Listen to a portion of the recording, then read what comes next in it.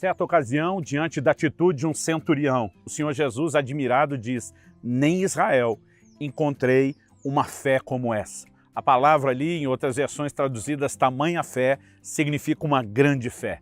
Eu quero falar hoje com você a respeito do maior tipo de fé, aquele que produz admiração e satisfação no Senhor Jesus. Fique comigo e nos próximos minutos nós vamos entender melhor o assunto.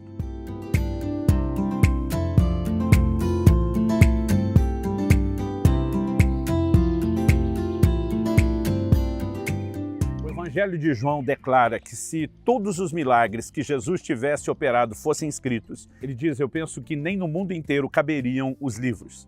Mas ele diz, estes foram escritos para que creais. O que João está dizendo é que houve uma seleção dos muitos, dos incontáveis milagres de Jesus. E o Espírito Santo, movendo aqueles que ele inspirou para escrever a Escritura, os próprios Evangelhos, ele trouxe uma seleção daquilo que de principal Deus queria comunicar. Pois bem, entre esses muitos milagres, há um relato no Evangelho de Mateus, no capítulo 8, que fala a respeito da cura do servo de um centurião. Era um militar, alguém com uma posição no exército romano. E a palavra de Deus diz que quando Jesus entrou em Cafarnaum, um centurião se aproximou dele, estou lendo Mateus 8, a partir do versículo 5. Um centurião se aproximou dele implorando, Senhor, o meu servo está na minha casa, de cama, paralítico, sofrendo horrivelmente. Jesus lhe disse, eu vou curá-lo. Mas o centurião respondeu, Senhor, não sou digno de recebê-lo em minha casa. Apenas mande com uma palavra e o meu servo será curado.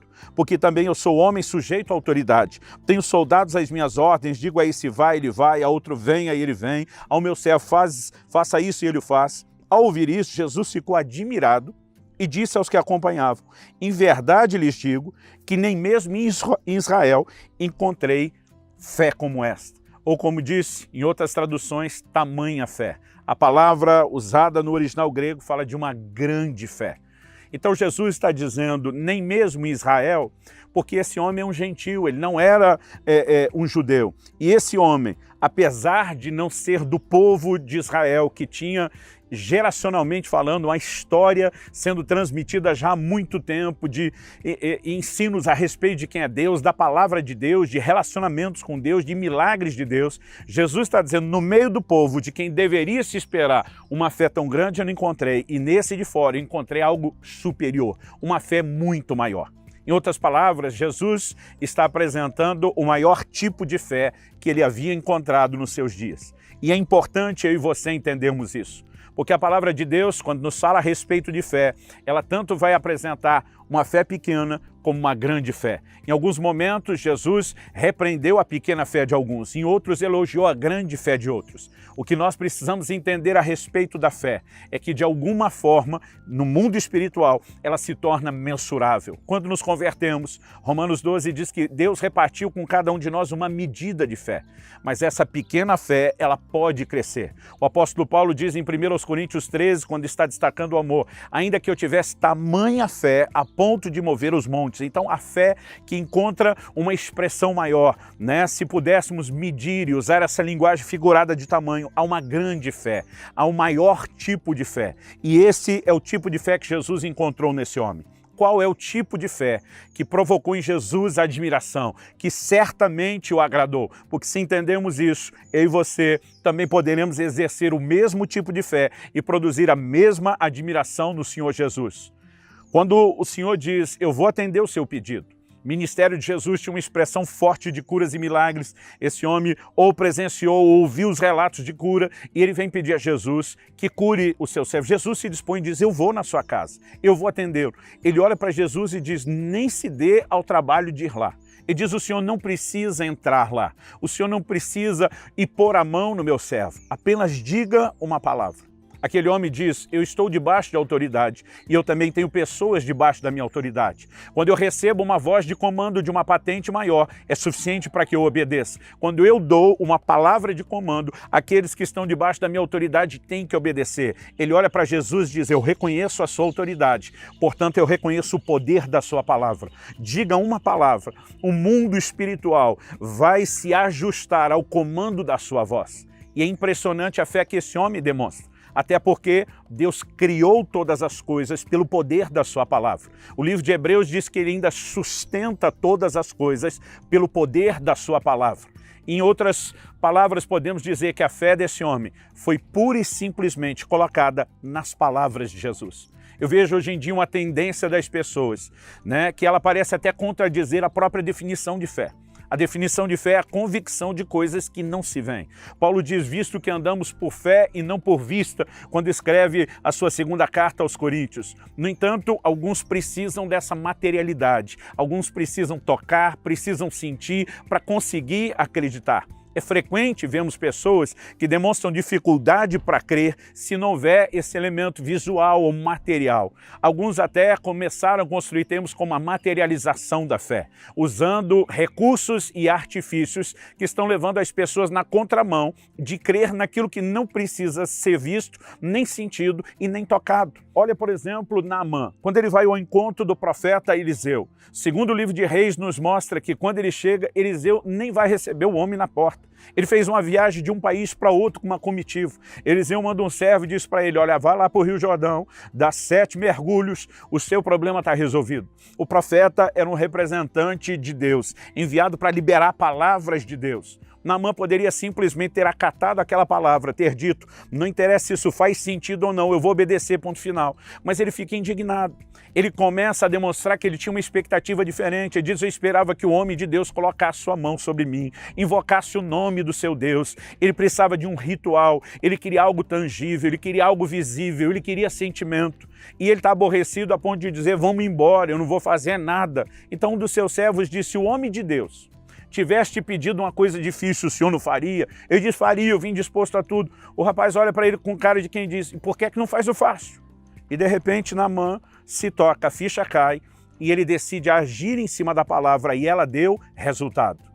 É importante eu e você entendermos que eu e você não precisamos de nada mais, não precisamos de nada além da palavra do Senhor Jesus. Quando eu olho para as Escrituras, eu vejo vários exemplos que nos levam nessa direção. Em João, Evangelho de João, no capítulo 4, no versículo 46, a Bíblia diz que quando Jesus foi outra vez a Caná da Galileia, o lugar onde ele tinha transformado água em vinho, havia ali um oficial do rei, a Bíblia diz, cujo filho estava doente. A palavra de Deus diz que ele foi até ele, pedindo que o filho fosse curado.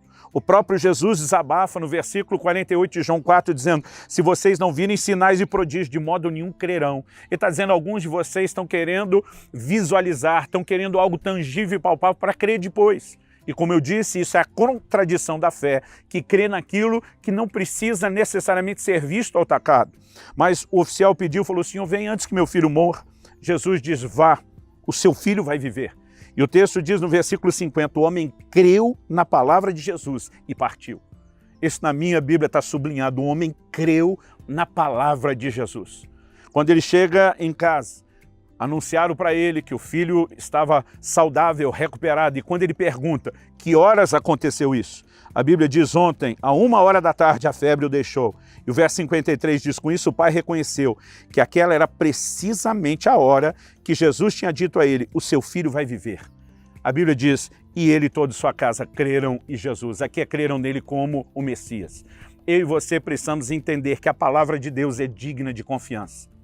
Quando nós tivermos um posicionamento de entender que não há nada mais sério, não há nada mais respaldado por Deus do que a sua palavra, não há nada mais exaltado por Deus do que a sua palavra. O livro dos Salmos diz que Deus exaltou acima de todas as coisas o seu nome e a sua palavra. A palavra de Deus é a expressão do seu caráter, de um Deus que não pode mentir, de um Deus que sempre é fiel, que nunca será infiel, mesmo que nós sejamos, de um Deus que tem um posicionamento a ponto de repetidas vezes dizer que aquilo que saiu da sua boca vai se cumprir, que vela sobre a sua palavra para que ela se cumpra, que ela não voltará vazia. Quando entendemos o próprio Jesus dizendo, passarão os céus e a terra, mas a minha palavra não há de passar, nós começamos a ter a compreensão que ela é digna de confiança. O maior tipo de fé, aquele mais elevado nível da expressão da nossa fé, é quando olhamos para a palavra de Deus e dizemos, isso é tudo que nós precisamos. Eu não preciso ver, eu não preciso apalpar, eu vou me mover por aquilo que Deus diz.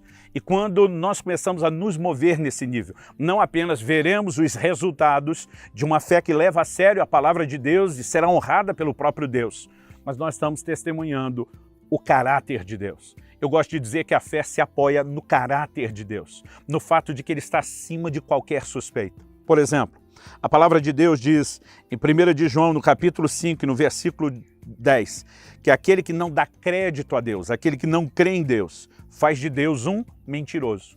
Se alguém olha para uma promessa e diz não creio, está dizendo, então Deus é mentiroso. Ele não sustenta o que ele diz. Ele não vai fazer aquilo que ele disse. Agora, quando eu e você reconhecemos o caráter de um Deus que não pode mentir e passamos a levar a sério a palavra de Deus, isso fará toda a diferença. Quando o Senhor Jesus vem andando sobre as águas e o apóstolo Pedro disse, és tu, Senhor, manda-me ter contigo. Jesus diz, vem. A Bíblia diz que Pedro saiu sem encontro. Nós gostamos de dizer que Pedro andou sobre as águas, mas a verdade é que Pedro andou sobre a palavra que o Senhor Jesus liberou. Numa outra ocasião, na pesca milagrosa, depois de tentativas frustrantes, fracassadas, o Senhor aparece e diz, lança as redes para o lado do barco. E Pedro diz, sobre a tua palavra lançarei as redes. O que ele está dizendo? As circunstâncias não apoiam isso, não favorecem isso.